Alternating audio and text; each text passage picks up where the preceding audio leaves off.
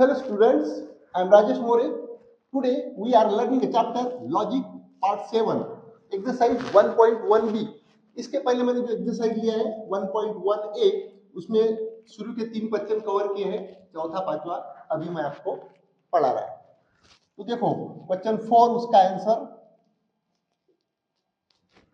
पढ़िए, पहले क्वेश्चन पढ़िए। If the statement P Q R true statement, ख्याल करो कैसा दिया है, थोड़ा सा इधर मैं एक्सप्लेन करता। P और Q की वैल्यू कैसी दी है, ट्रू स्टेटमेंट, मतलब इसकी वैल्यू जो ट्रूथ वैल्यू है वो T दी है। उसके बाद में दूसरा R और S, R false statement, R statement और यस स्टेटमेंट, इसकी वैल्यू जो है हमको फॉल्स दी है, समझे कि नहीं, ऐसे टाइप में ये है। Okay, first statement, then determine the truth value. अभी नीचे दिए हुए जो स्टेटमेंट है that is logical statement, you know that इसकी हम ट्रूथ वैल्यू फाइंड करना है, एग्जाम में बार बार आता है, थोड़ा सा ख्याल करो। P और पहला लिख रहा है मैं, क्वेश्चन 4 में का पहला क्वेश्चन ले रहा है, P और Q and R, this is logical statement, इसकी ट्रूथ वैल्यू हमें फाइंड करना है। ओके चलो अब देखो बेटा, थोड़ा सा 2 मिनट के लिए रिवीजन कर लेता है। एंड और इम्प्लीकेशन मुझे दिख रहे हैं तो थोड़ा सा वो मैं बता देता आप लोगों को। तो देखो पहले शुरू में कैसा है, conjunction, okay, statement which are denoted by and, okay, ऐसे टाइप में उसका सिंबल था। और इसका ट्रूथ वैल्यू हमने ट्रूथ टेबल में देखा था, दैट इज टी। उसके बाद में डिसजंक्शन, बार बार रिपीट करना ही पड़ता, उसका सिंबल ऐसा था वी के जैसा, समझे कि नहीं। और ये स्टेटमेंट कौन थे, statements which are join by or connective or a disjunction, यफ यफ यफ, इसकी ट्रूथ वैल्यू ऐसी थी, ट्रूथ टेबल में हमने देखा। बाद में तीसरा इम्प्लीकेशन, इम्प्लीकेशन बोले तो इफ देन वाले सेंटेंस, स्टेटमेंट इफ देन वाले स्टेटमेंट, इम्प्लीकेशन ऐसा यार उसे बताते थे। और इसका ट्रूथ टेबल में हमने वैल्यू याद रखा है, ऐसा याद रखा है हमने, टी यफ मतलब पहला ट्रू, दूसरा फॉल्स, तीसरा फॉल्स, ओके। और चौथा देखा था हमने डबल इम्प्लीकेशन, जिसको हम बाई कंडीशनल बोलते हैं। तो ये ऐसे दो टाइप के, दोनों तरफ उसके एरो रहते हैं, if and only false statement, okay, if and only false statement, ठीक है। तो इसका ट्रूथ टेबल में हमने वैल्यू दो देखी थी, टी और दूसरा देखा था हमने यफ टी, ऐसा हमने ख्याल में रखा है उसमें, समझे कि नहीं। अब ये आधार लेके हमको इधर चलना है। तो देखो पहला स्टेटमेंट P और Q एंड R, चलो स्टार्ट करते हैं इसे। आंसर P, करना क्या है बेटा, ये तो तुमको दी है, P और Q की ट्रूथ वैल्यू T है और R और S की वैल्यू ट्रूथ वैल्यू F है, बस उनकी ट्रूथ वैल्यू वहां पर रखो। P की ट्रूथ वैल्यू जैसा T है तो रखा मैंने यहाँ पे T, और Q की ट्रूथ वैल्यू P और Q T ट्रू है तो यहाँ पे T, P की ट्रूथ वैल्यू T और Q की truth value T, and R की ट्रूथ वैल्यू F, इसीलिए मैंने दिखाया वहां पर F, ओके, लाइक दिस। चलो अब उसको सॉल्व करते रहो, T और पहले ब्रैकेट सॉल्व करेंगे हम, T एंड F, कैसा आ गया ये, T and F, bracket solve करो, T एंड F। अब ये एंड है, एंड बोल तो कंजंक्शन है, चलो कंजंक्शन में क्या है, टी, समझे कि नहीं, टी, वही रूल यहाँ पे लागू पड़ेगा, समझे कि नहीं। T एंड F है तो यहाँ पे टी है, एक्सेप्ट ऑल पेयर, मतलब F T, समझे कि नहीं, F ये सब के सब क्या आएंगे उसका F, लाइक दिस, समझे कि नहीं, T एंड F क्या आएगा F, ओके। चलो आगे चलते हैं, T और F यहाँ तक आ गए, T और F। अब और में जाओ, और बोल तो डिसजंक्शन में क्या है, F, पहला फॉल्ट, दूसरा फॉल्ट, तीसरा फॉल्ट, बाकी सब T है, आखिरी के कॉलम में क्या है, T है। ये T और F क्या आएगा, ये T, कोई भी पेयर भी T F T वगैरह वगैरह, समझे कि नहीं, तो ऐसे टाइप में आएगा वो, ठीक है। चलो चलते हैं आगे, सेकंड वाला, दूसरा P implies Q, स्टेटमेंट लिख रहा है मैं, और R implies yes, like this, P implies Q और R implies yes, इसकी ट्रूथ वैल्यू हमें फाइंड करना है। 2 मार्क का 3 मार्क का लेंथ देख के क्वेश्चन आता है स्टेट बोर्ड में, ठीक है। P implies Q और R implies yes, रखो उसकी ट्रूथ वैल्यू रखो। P और Q की ट्रूथ वैल्यू T है, मालूम है, पता है हमें, T implies T, यहाँ पर लिखा है P और Q की ट्रूथ वैल्यू, और R और S की ट्रूथ वैल्यू F है, रखो यहाँ पर F implies F, like this, समझे, ट्रूथ वैल्यू रखो। उसके बाद में टी इम्प्लाइज टी मतलब इम्प्लीकेशन, इम्प्लीकेशन में टेबल में जाओ, इम्प्लीकेशन में क्या है वी पी एफ एफ, पहला ट्रू दूसरा फॉल्स तीसरा फॉल्स, ऐसा हमने ख्याल में रखा है। ओके, तो बाकी क्या रहेंगी, बाकी कोई भी पेयर आती है यहाँ पे टी एफ छोड़कर एफ टी टी या एफ एफ, तो उसका आंसर क्या रहता है टी रहता है। ओके, इसके पहले का वीडियो आप देख लो अच्छी तरह, जिसमें कंजंक्शन डिसजंक्शन इम्प्लीकेशन मैंने पूरा पद्धति उसको एक्सप्लेन किया है, वो देख लीजिए। तो टी इम्प्लाइज टी मतलब इम्प्लीकेशन में टी एफ एफ है, तो यहाँ पे क्या आएगा फिर टी एफ एफ, आखिरी का एफ आता है तो टी इम्प्लाइज टी में टी आना है। ये पेयर छोड़ के सब आखिरी के कॉलम में क्या आएंगे टी आएंगे, टी इम्प्लाइज टी। और एफ इम्प्लाइज एफ, बस वही है इम्प्लीकेशन वाला, टी एफ एफ पहला ट्रू दूसरा फॉल्स तो तीसरा फॉल्स, बाकी क्या है सब ट्रू है, एफ इम्प्लाइज एफ क्या रहेगा ट्रू ट्री। ठीक है, अब ये क्या बन गया, ये भी सॉल्व हो गया, ब्रैकेट इसकी वैल्यू टी आ गई, और उसके बाद में ये भी सॉल्व हो गया, एफ इम्प्लाइज एफ इसकी वैल्यू क्या आ गई टी आ गई। तो ये कैसा आ गया टी, ये और यहाँ का टी और टी ऐसा आ गया, टी और टी, समझ में आ रहा है कि नहीं, ऐसे टाइप में आ गया।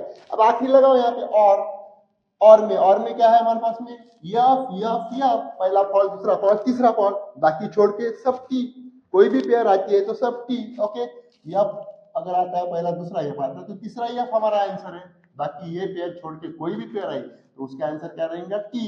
तो टी और टी क्या मिल रहा है मुझे टी, यही आंसर रहेगा टी और टी, समझे कि नहीं, क्या आंसर आ रहा है उसका टी। तो ये ऐसे टाइप में चलते हैं, समझे। अब तीसरा मैं इसको थोड़ा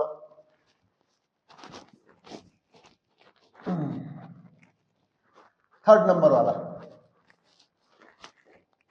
थर्ड नंबर इजी है वो, Q and R in one bracket, second bracket और negation P and S, ऐसा स्टेटमेंट दिया हुआ है, उसकी ट्रूथ वैल्यू, स्टेटमेंट की ट्रूथ वैल्यू हमें फाइंड करना है, Q और R और निगेशन P and S। चलो ट्रूथ वैल्यूज रखो जो आपको दी है, पहले स्टेटमेंट में पता है कि statement P Q R true, मतलब P और Q की ट्रूथ वैल्यू T है, और आर एस आर फॉल्स, मतलब आर और एस की ट्रूथ वैल्यू कितनी है एफ है, उन्होंने दिया हुआ है वो गिवन। ओके, हमको अभी इसको निकालना है, तो क्यू और आर, क्यू की truth value T and R की ट्रूथ वैल्यू एफ, और negation P that is negation P, P की ट्रूथ वैल्यू कितनी है टी, एंड यस, यस की ट्रूथ वैल्यू कितनी है F, sorry F, like this. क्या करा हमने, इसके जो स्टेटमेंट है, स्टेटमेंट का जो एक एक ये है स्टेटमेंट, तो उसको हमने उसकी ट्रूथ वैल्यू रखी, क्यू की truth value T and R की truth value F, bracket complete, और निगेशन पी की truth value T and F.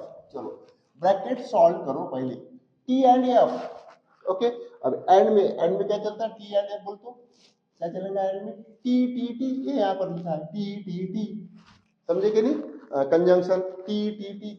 बाकी ये पेयर अगर आती नहीं तो यहाँ पे क्या आता आखिरी में यफ आता, समझे कि नहीं, टी पहला टी आएगा दूसरा टी तो टी है, बाकी सब यफ यफ ऐसा उसमें आता, तो टी एंड यफ क्या आ जाएगा भाई इसमें यफ। और निगेशन टी, अब ये निगेशन टी आपको चेंज करना पड़ेगा, निगेशन टी मैंने बार बार बताया कि टी का निगेशन टी हमको यफ मिलता है और निगेशन यफ हमको टी मिलता है, टी का निगेशन यफ है और यफ का निगेशन टी है, ख्याल करो। तो निगेशन टी मतलब क्या मिलेगा यहाँ पर F and F, like this. Okay, चलो चलते रहो, देखो बेटा और भी ब्रैकेट है एक छोटा, वो सॉल्व करो, पी और ये ब्रैकेट यफ एंड यफ, ऐसा है ना, यफ एंड यफ मतलब एंड के इसमें, एंड मतलब कंजंक्शन में टी। ओके, एंड के टेबल में चले जाओ, टी, तो यहाँ पे क्या रहेगा यफ एंड यफ, पहला टी है दूसरा टी है तो तीसरा टी है, बाकी सब यफ है, तो यफ एंड यफ क्या आएगा वो ये यफ, कैसा आएगा वो यफ। चलो चलते रहो बेटा, आखिरी में यफ और यफ मतलब आर बोले तो डिसजंक्शन के टेबल में, डिसजंक्शन में ट्रूथ टेबल क्या है, उसका ट्रूथ वैल्यू कैसी है यफ, पहला फॉल्स दूसरा फॉल्स तो तीसरा फॉल्स, इसके बाद में कोई भी पेयर आती है तो आखिरी के कॉलम में टी, लास्ट वाला क्या आता है आंसर टी आता है, तो यफ और यफ, समझे कि नहीं, यहाँ पे दिख रहा है यफ और है डिसजंक्शन में, यफ और है, आंसर कितना आने वाला इसका यफ, समझे। तो ये ऐसे टाइप में इसके जो है वैल्यूज रहती है, समझे कि नहीं? आप इसको जरा अच्छी तरह ख्याल करो, ठीक है? एखादा आप होमवर्क के लिए ले लो, समझे कि नहीं? आप एक काम करो, फोर्थ वाला जो है वो होमवर्क में सॉल्व करो, मैं फिफ्थ वाला सॉल्व करता।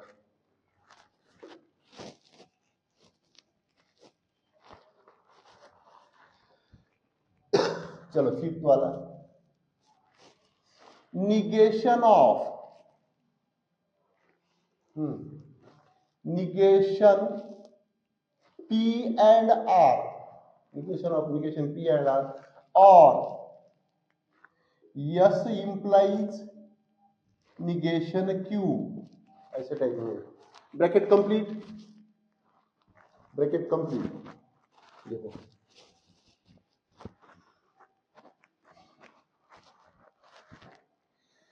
negation of negation P and R, पहला ब्रैकेट, और S implies negation Q, square bracket complete, double implication, small bracket, P and R, okay. देखो थोड़ा सा लेंगे स्टेटमेंट है लेकिन ऐसे आके रहते हैं। चलो क्या करेंगे, बस जो उसकी ट्रूथ वैल्यूज है पहले वो पुट करो। निगेशन ऑफ, निगेशन P, देखो बेटा T की निगेशन P की जो ट्रूथ वैल्यू है T है, तो निगेशन T ऐसा हो जाएगा। एंड R की ट्रूथ वैल्यू F है, ब्रैकेट कंप्लीट, और यस की ट्रूथ वैल्यू F है, फॉल्स, अभी मैंने आपको लिख के दिया बताया। implies negation Q, negation, okay, negation Q ऐसा दिया है उन्होंने। तो negation Q मतलब Q की ट्रूथ वैल्यू T है, तो यहाँ पे T रखेंगे हम, यहाँ पर स्क्वायर ब्रैकेट कंप्लीट, और इधर स्मॉल ब्रैकेट में P की ट्रूथ वैल्यू T है एंड R की ट्रूथ वैल्यू F है, लाइक दिस, समझे? बराबर हमने उसकी ट्रूथ वैल्यू रखा है। Negation P that is negation T and R मतलब F, और S की ट्रूथ वैल्यू F है, इंप्लाइज निगेशन Q की ट्रूथ वैल्यू निगेशन T है, implies double implication, bracket complete, P and R मतलब T एंड F, ओके। चलो solve करो, धीरे धीरे चलते हैं। निगेशन ऑफ, ब्रैकेट सॉल्व करो, निगेशन टी का मीनिंग क्या होगा? F, अभी मैंने बताया T का निगेशन F का निगेशन T, तो निगेशन T क्या आएगा? F एंड F और स्क्वायर से, और F इंप्लाइज निगेशन T, बेटा निगेशन T अगेन क्या हो जाएगा? F, like this, okay, bracket complete, इधर यहाँ पे T एंड F, समझे कि नहीं? ये निगेशन T आने की वजह से इतनी स्टेप हमको करनी पड़ी। चलो निगेशन एज इट इज, देखो बेटा ये पहले आप सॉल्व करो, पहला ब्रैकेट F एंड F, अब एंड में मतलब T, एंड में T है, बाकी सब फॉल्स है, तो F एंड F क्या आएगा? फॉल्स, और ये ब्रैकेट तो हमारा सॉल्व हो गया। अब ये ब्रैकेट सॉल्व करो, F इंप्लाइज F, इंप्लीकेशन में T F, पहला ट्रू, दूसरा फॉल्स, तो तीसरा फॉल्स, बाकी सब T, मतलब ऐसा आ जाएगा, समझे कि नहीं? उसके बाद में इधर देखो T एंड F, अब एंड में चले जाओ, T एंड F में क्या करेंगे? एंड में जाएंगे, समझे कि नहीं? तो एंड में क्या रहता है हमारे पास में? यू नो दैट एंड में T, तो अब ये क्या है? T एंड F, मतलब आखिरी का T नहीं है, T तो F आएगा, समझे कि नहीं? तो इसको लिखे, डायरेक्टली लिखता हूँ F, लाइक दिस, समझे? चलो अब ये पूरा के पूरा ब्रैकेट बराबर है ना? देखो F एंड F, इसका आंसर F आया मेरे पास में, और ये पूरा के ब्रैकेट ये पे आ गया, okay. F implies F, okay, तो F T रहता हो, समझे कि नहीं? तो वो हिसाब से T आ गया, ब्रैकेट कंप्लीट हो गया, और ये सॉल्व किया मैंने इधर, तो T एंड F मतलब T रहता, तो यहाँ पर अब T एंड F है, तो F आ जाएगा। चलो आगे निगेशन, ये ब्रैकेट सॉल्व करो, निगेशन बाद में देखें, पहले ब्रैकेट ही सॉल्व करो। क्या है ब्रैकेट? F और T, R में चले जाओ ना भाई, R में क्या है? F, पहला फॉल्ट, दूसरा फॉल्ट, तीसरा फॉल्ट, ओके, तो ये तो पेयर अलग है, F और T पेयर है, समझे कि नहीं? तो फिर क्या हो जाएगा? इसका आंसर T आएगा, F और T में, समझे? उसके बाद में double implication F as it is. चलो आखिरी में निगेशन T, बेटा निगेशन T, पुनः निगेशन T क्या है? F, this implies double implication F, like this, negation T क्या मिल गया, यफ, डबल इंप्लीकेशन यफ। ठीक है, चलो चलते रहो। डबल इंप्लीकेशन, अब डबल इंप्लीकेशन में दो पेयर ख्याल में रखिए हमने, समझे, टी टी टी पहली और दूसरी, यफ यफ टी, ये दो पेयर है डबल इंप्लीकेशन में। ठीक है, तो अब चलो यफ यफ आ गए तो यफ यफ यहाँ पर आ गया, तो यफ यफ कितना आएगा, यफ यफ टी, ये इसका आंसर है। ओके, तो ये हो गया हमारा क्वेश्चन 4 कंप्लीट। चलो क्वेश्चन 5 के बारे में सोचेंगे। चौथा क्वेश्चन आप करो होमवर्क के लिए।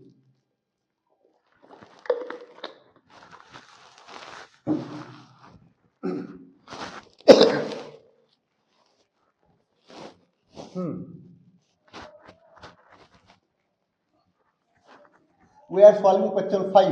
ख्याल करो, आंसर 5, पहला question, right the negation of the following. मैंने निगेशन के लिए स्पेशली वीडियो बनाया है, पहले शुरू के थियरी में मैंने 4-5 वीडियो, आप देख लो अच्छी तरह, तीसरे चौथे नंबर का वीडियो होगा, लेख निगेशन। देखो, right negation of the following, तो अभी यहाँ का एक एक शुरू कर रहा है मैं। पहला निगेशन कैसा है, तिरुपति इज आंध्र प्रदेश, मैं स्टेटमेंट ही लिख लेता पहले, तिरुपति इज इन आंध्र प्रदेश, आंध्र प्रदेश, तिरुपति जो आंध्र प्रदेश में है, इसका निगेशन। ये तो बहुत ही सिंपल है, मैंने इसके पहले ही बताया आप लोगों को, समझे कि नहीं, बहुत ही सिंपल सिंपल काम है। तिरुपति इज इन आंध्र प्रदेश, तो क्या लिखेंगे यहाँ पे आंसर उसका, बहुत सिंपल निगेशन है ये, तिरुपति इज। देखो बेटा, मैं हमेशा बोलते रहते कि अगर निगेशन करना है लॉजिक में तो कैसा करना है, ये जो वर्ब रहता सीधा सीधा स्टेटमेंट रहा है असर्टिव, तो उसका जो वर्ब रहता इज और वगैरह वगैरह जो है उसके सामने नॉट लगाओ, ग्रामर का थोड़ा नॉलेज। तिरुपति इज के सामने not, is not, Tirupati is not in Andhra Pradesh, Andhra Pradesh. Okay, तो ये होगा इसका सिंपल सिंपल निगेशन, समझे कि नहीं, लाइक सेकंड वाला क्या है, second, √2 is a rational number, √2 is a rational number.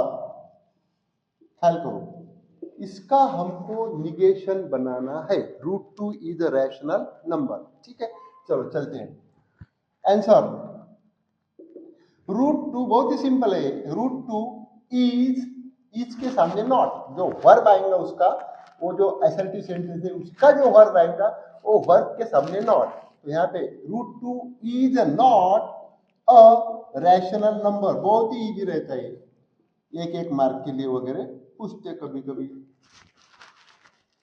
चलो थर्ड नंबर, थर्ड नंबर देखो बेटा कैसा है थर्ड नंबर, 7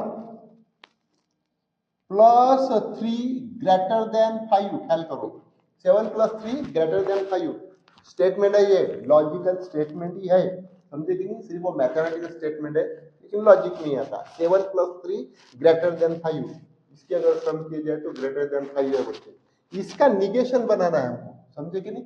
आंसर देखो कैसा रहेगा, 7 प्लस 3 क्या बना रहे हो, 7 प्लस 3 ग्रेटर देन 5, तो निगेशन कैसा रहेगा उसका, 7 प्लस 3 5 से ज्यादा है बोलते, मतलब 7 प्लस 3 10 होता है, 10 ग्रेटर देन 5, तो हमको क्या करना है कि 10 ग्रेटर देन 5 नहीं है, ये हमको यहाँ पर बताना है। इसका मीनिंग क्या है कि 10 ग्रेटर देन 5, समझ आया, निगेशन जरा डीप में समझ लो पद्धति से, 10 जो है 5 से बड़ा है ऐसा उसका है, तो हमको क्या लिखना है, 10 जो है 5 से बड़ा नहीं है, समझे कि नहीं, 5 से बड़ा नहीं, तो 7 plus 3 that is like this ऐसा, और उसके बाद में ये 5 और यहाँ पे डायरेक्ट ये ऐसे साइन करो, 7 plus 3 is not greater than 5, समझे कि नहीं, सीधा सीधा इसका negation, 7 plus 3 is not greater than 5 like this. Okay, चलो आगे चलते हैं, कितने 3 नंबर तक आ गए, चौथा नंबर इजी है वो,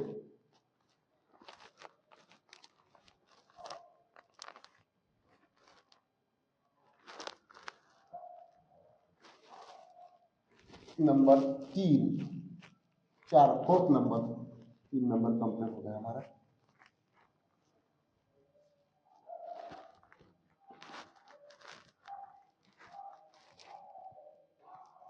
कैसा है वो? 3 number 3, 3 is not a root, a root of 3 is not a root of equation. 3 is not a root of equation x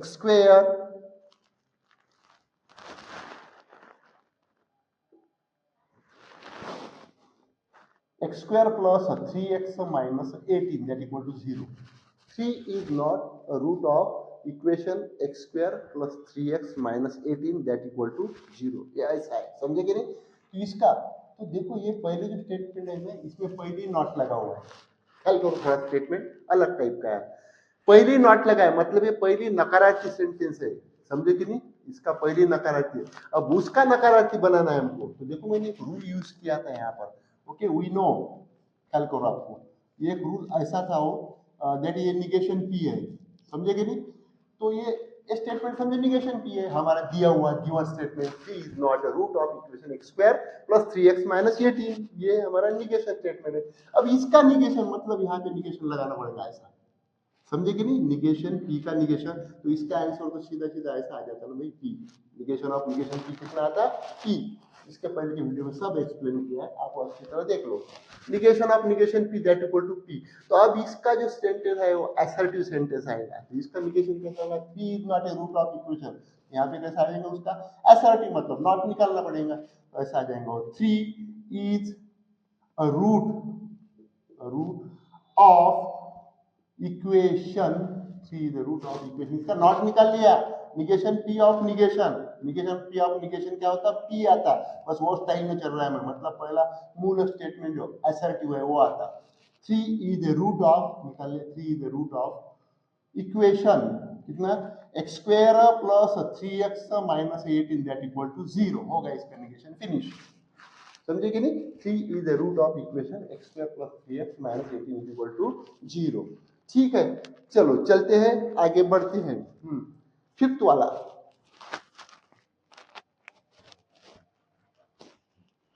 fifth देख लो, पहले स्टेटमेंट लिख लेता मैं फिफ्थ में।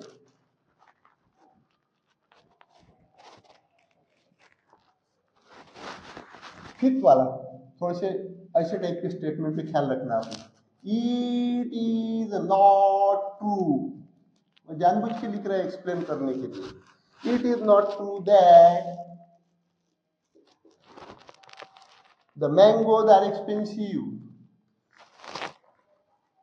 The mangoes are expensive, expensive इसका मतलब ये हो गया कि ये सही बात नहीं है, बोलते कि मैंगो जो है वो एक्सपेंसिव है, मतलब महंगे है, इसका अर्थ ऐसा है। It is not true that the mangoes are expensive. अब बेटा इसका हमको करना है, समझे कि नहीं?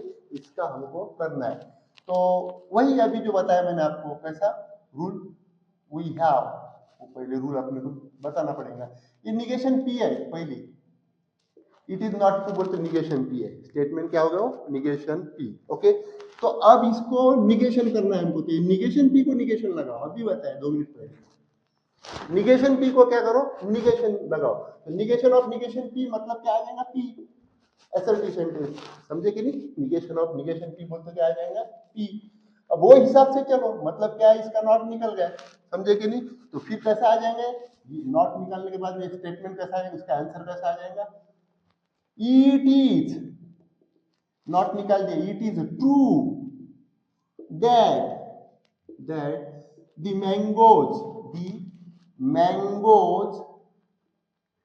Are expensive, the mangoes are expensive, it is true that the mangoes are expensive, समझे कि नहीं? क्या मतलब इसका?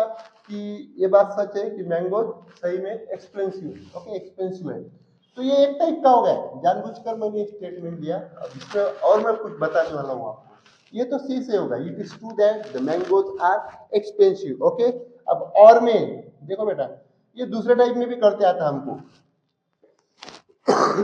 ये स्टेटमेंट जो है हमको दूसरे टाइप में भी करते आता है, कैसा? It is not true that the mangoes are expensive, तो इसका ऐसा हो जाएगा, दूसरे टाइप में ऐसा हो जाएगा वो, दी मैंगोज आर एक्सपेंसिव, ये ऐसा भी हम उसको लिख सकते हैं, समझे कि नहीं। तो ऐसे स्टाइल में वो चलेगा। It is not true that the mangoes are expensive, पहला निगेशन ऑफ निगेशन की। और दूसरी बात में इसका होगा it is true that the mangoes are expensive, और में ये ऐसा भी चलता है द मैंगोज आर एक्सपेंसिव, मतलब उसका जो है इट इज नॉट ट्रू वो वाला इसका निकाल दिया statement, other statement the mangoes are expensive, ये निकाल दिया पूरा, पहला निगेशन निकाल दिया था मतलब। तो ये ऐसे टाइप में भी करते हैं, ज्यादातर ये ऊपर वाला करते हैं हम। ओके, तो ये ऐसे टाइप में इसका ये था, समझे कि नहीं। तो क्वेश्चन 5 यहाँ पर कंप्लीट हो गया। ये एक मैंने होमवर्क के लिए दिया है आपको, समझे कि नहीं, वो आप होमवर्क के लिए करो अच्छी तरह, समझे। और बाकी देखो ऐसे और भी प्रॉब्लम होंगे किताब में, आप करते रहो, उसको देखते रहो। ओके, ठीक है, thank you very much, subscribe and share.